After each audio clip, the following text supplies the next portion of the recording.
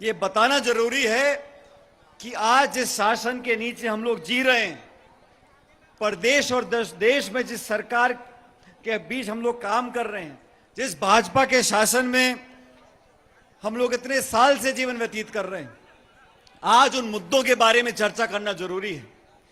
प्रमुख रूप से नरेगा जो कानून बना था, ये एक बड़ा विचित्र कानून था जो पूरे दुनिया में किसी मुल्क में नहीं था। रोजगार का अधिकार सोनिया गांधी जी ने, मनमोहन सिंह जी ने दिया, और जैसा भी एक वक्ता ने कहा, मोदी जी प्रधानमंत्री बने, उनका पहला भाषण ये था कि इतने हजारों करोड़ रुपए ग्रामीण क्षेत्र में गरीब परिवार के एक व्यक्ति को मेहनत करने के लिए आप पैसा देते हो, ये योजना खराब है। उनकी मंशा 2014 में पता पड़ गई थी, लेकिन अब तीसरी बार सत्ता में आने के बाद इस स्कीम में जो उन्होंने बदलाव किया है वो नष्ट करना चाहते हैं। महात्मा गांधी के नाम को बदला अलग बात है, लेकिन पहले केंद्र सरकार नरेगा का 90% पैसा दिल्ली से आता था। अब इन्होंने कहा कि 60-40 का, तो राज्यों पर आधा बोझा डाल दिया नरेगा को चलाने का। जो कार्यक्रम होंगे खेत के, खलियान के, सड़क के, कुएं के, दीवार के, निर्माण के, तालाब के, वो निर्णय ग्राम पंचायत नहीं ले सकती, वो निर्णय भी केंद्रित कर दिया। पैसा खर्च कौन करेगा, कितना करेगा, सब पर नियंत्रण आ गया। और सबसे बड़ी बात,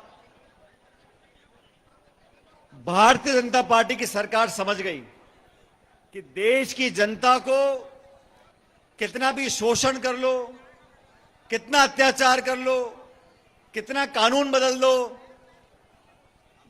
ये फिर धर्म की आड़ में, हिंदू मुसलमान की आड़ में, मंदिर मस्जिद की आड़ में दोबारा फूल छाप पर वोट डाल देंगे। ये गलतफहमी सरकार को हो गई है। दोस्तों, 11 साल से ज्यादा बीजेपी की सरकार दिल्ली में, अपने आप को बहुत मजबूत सरकार बोलते हैं, लेकिन आज दुनिया में जो हो रहा है उसके बारे में आपको भी सोचना पड़ेगा। भारत में बहुत प्रधानमंत्री हुए, ऐसे प्रधानमंत्री जो 40 सांसदों की पार्टी के प्रधानमंत्री बने, देवेगौड़ा बने, चंद्रशेखर जी बने, जो गैर कांग्रेसी प्रधानमंत्री रहे, लेकिन किसी प्रधानमंत्री ने, किसी सरकार ने 75 सालों में देश के किसान के साथ धोखा नहीं किया। हमारी नीति अलग हो सकती है, विचारधारा अलग हो सकती है, लेकिन जो उस पद पर आसीन होता है, जो सरकार का मुखिया होता है हमारी भारत सरकार का, वो पूरे देश की सरकार का मुखिया है। किसी प्रधानमंत्री ने, किसी सरकार ने आज तक देश के किसानों के साथ धोखा नहीं किया। किसी के दबाव के सामने हमारे भारत सरकार झुकी नहीं। मुझे कहते हुए खेद है कि पहली बार एक ऐसी सरकार दिल्ली में बैठी है जो दबाव में निर्णय लिए जा रहे हैं, उससे दूरगामी नुकसान हमारे देश के किसानों का होगा। चाहे कपास के किसान हो, सोयाबीन के किसान हो, मक्का के किसान हो, इस देश के किसानों के हित को दरकिनार कर कर यह समझौता अमेरिका के साथ किया है। और मैं आप लोगों से पूछना चाहता हूं, इस देश में अलग अलग पार्टियां हैं, हम चुनाव जीतते और हारते हैं, लेकिन कभी ऐसी सरकार बनी है जो विदेशी ताकतों के सामने घुटने टेक दे? 140 करोड़ के इस मुल्क को कोई दूसरा देश हमें आदेशित कर सकता है कि आप रूस से तेल नहीं लेंगे? रूस से तेल लेना है नहीं लेना, यह निर्णय भारत का होना चाहिए। यह देश एक स्वाभिमानी देश है, यह निर्णय हमारा है। हम कितना तेल लेंगे, किस दाम पर लेंगे, लेंगे नहीं लेंगे, यह हमको बताया गया। यह कौन सा दबाव है भारत सरकार के ऊपर, जो डोनाल्ड ट्रंप अमेरिका में बैठे बैठे कभी युद्ध विराम की घोषणा कर देता है, कभी व्यापार सौदे पर समझौता कर देता है और देश को पाबंद कर दिया। इस सरकार की आंख और कान बंद हैं। आज एलपीजी की किल्लत पूरे देश में है, कालाबाजारी हो रही है, लोगों को गैस नहीं मिल रही। अभी तो चुनाव है 5 राज्यों में, नहीं तो तेल के दाम भी बढ़ जाते। लेकिन जिन मुल्कों के साथ हमारा समझौता हुआ है, आज खाड़ी में 95 लाख भारतीय रहते हैं, उनकी सुरक्षा के लिए सरकार क्या कर रही है? ऊर्जा, 88% ऊर्जा भारत की तेल और गैस हम निर्यात करते हैं, उनके दामों को लगाम कैसे लगाएंगे? आप कानून बनाते हो, ऐसे कानून बनते हैं जहां पक्षपात दिखाई देता है। हमने कानून बनाया सोनिया गांधी जी की सरकार और मनमोहन सिंह की सरकार ने, और मुझे फक्र है हमने शिक्षा का अधिकार दिया, खाद्य सुरक्षा का अधिकार दिया, आदिवासियों का अधिकार दिया, जमीन अधिग्रहण में कानून बनाया। और मोदी सरकार ने क्या कानून बनाए? नोटबंदी लेकर आ गए, गलत जीएसटी थोप दी, देश को लाइनों में लगा दिया, और आज ये हालात पैदा कर दिए हैं कि देश और प्रदेश में सिर्फ चंद पूंजीपतियों की तूती बोल रही है, बाकी जनता से, गरीब से, किसान से, महिला से कोई सरोकार नहीं है। इस व्यवस्था के खिलाफ पूरे देश में कांग्रेस पार्टी राहुल गांधी जी और खड़गे जी के नेतृत्व में जनता की आवाज को बुलंद कर रही है। छत्तीसगढ़ में 2.25 साल हो गए, अभी बघेल जी भाषण दे रहे थे, मैं तो धन्यवाद करना चाहता हूं आपका। आपने जो काम किया भूपेश जी, ये काम गृह मंत्रालय का है, ये काम पुलिस का है। छत्तीसगढ़ में सरकार की नाक के नीचे अफीम की खेती हो रही है और सरकार को मालूम नहीं है। आपने उजागर कर दिया, पूरी पार्टी खड़ी हो गई, सरकार को मजबूरन कदम उठाना पड़ गया। नहीं तो ये सरकार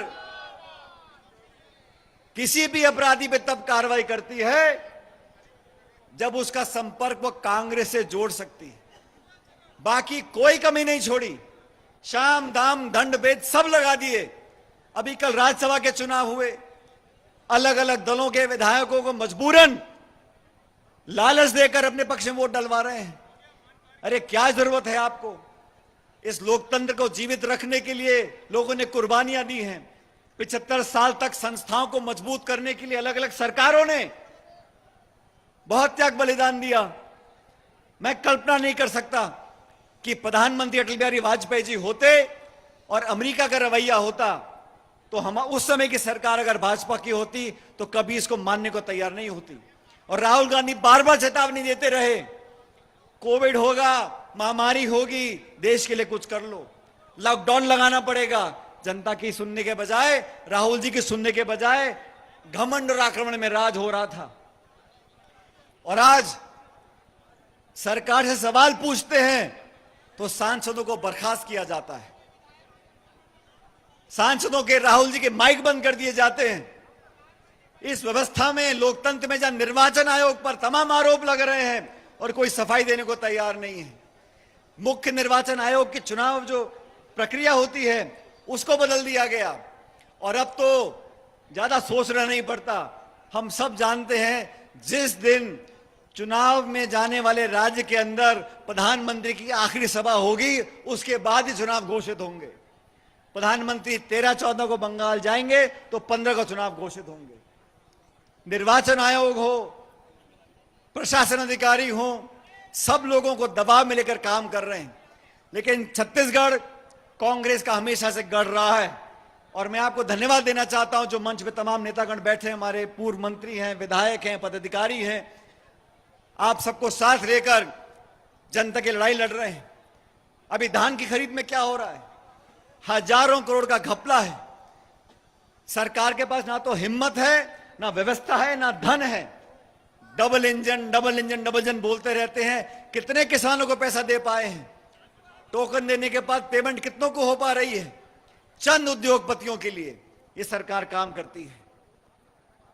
आतंकवाद की बात करते हैं, नक्सलवाद की बात करते हैं। जब जब चुनाव आएगा आप भाजपा के नेताओं का भाषण सुनना, घुसपैठी आ गए, बांग्लादेशी आ गए। अरे मैं तो चुनौती देता हूं, हम भी नहीं चाहते, कोई नहीं चाहेगा कि गैर कानूनी तरीके से भारत में कोई बांग्लादेशी रहे। अगर कोई है तो निकाल बाहर करो, लेकिन भाषण दे रहे हो। 11 साल में कितने लोगों को आपने निकाला बताइए? 11 साल में सिर्फ आरोप लगाना सोनिया गांधी जी पर, राहुल गांधी जी पर, बड़े बड़े कांग्रेस नेताओं को, यहां मंच पर बैठे हैं अभी, मैंने देवेंद्र जी को देखा, दादी जी को देखा, भूपेश जी के बेटे को जेल में डालकर रखा। सिर्फ कांग्रेस के नेताओं को झूठे मूठे आरोप लगाकर जेल में ठूस दो ताकि कांग्रेस नेताओं का मनोबल टूट जाए। मैं इस मन से आह्वान करना चाहता हूं, आपने बहुत आरोप लगाए राहुल गांधी जी के ऊपर और सोनिया गांधी जी के ऊपर, और कांग्रेस का शायद ही कोई नेता बचाओ जिसको आपने तंग नहीं किया हो। जितना आप तंग करोगे, जितने आप आरोप लगाओगे, दुगनी ताकत के साथ कांग्रेस का कार्यकर्ता खड़ा रहेगा और आपकी ईंट से ईंट बजाएगा। हमने संघर्ष करना सीखा है, कड़वे शब्द हमको बोलने भी आते हैं, झगड़ा कराना हमको भी आता है, लेकिन देश पहले है, भारत राष्ट्र पहले है, हमारे देश की सुरक्षा पहले है, हमारे देश के मान सम्मान की सुरक्षा पहले है। हम लोग हर चीज को लेकर राजनीति नहीं करते, लेकिन मैं जानता हूं कि भाजपा के नेताओं के पास जब नीति निर्माण के लिए कोई समय नहीं, जब जनता की भलाई के लिए कोई नीति निर्माण करने का आपकी कल्पना नहीं है, तो सिर्फ और सिर्फ आप भाषण दे सकते हो। अब जब से ईरान और अमेरिका का युद्ध चालू हुआ है, हम लोग कह के थक गए। अरे अपना पक्ष सामने लेकर आओ, निष्पक्षता की बात करो, युद्ध विराम की बात करो, और खाड़ी में हमारे देखो लाखों या हिंदुस्तानी फंसे हुए हैं, उनको लाने की बात करो। कोई जवाब सरकार के बीच में नहीं आ रहा। अमेरिका ने ना जाने क्या जादू कर रखा है, लेकिन भारत सरकार कुछ बोलने को तैयार नहीं है। ये दबाव में काम करने वाले लोग, ये ब्लैकमेल होने वाले लोग, ये सरेंडर होने वाले लोग, इनको जनता बर्दाश्त नहीं करेगी।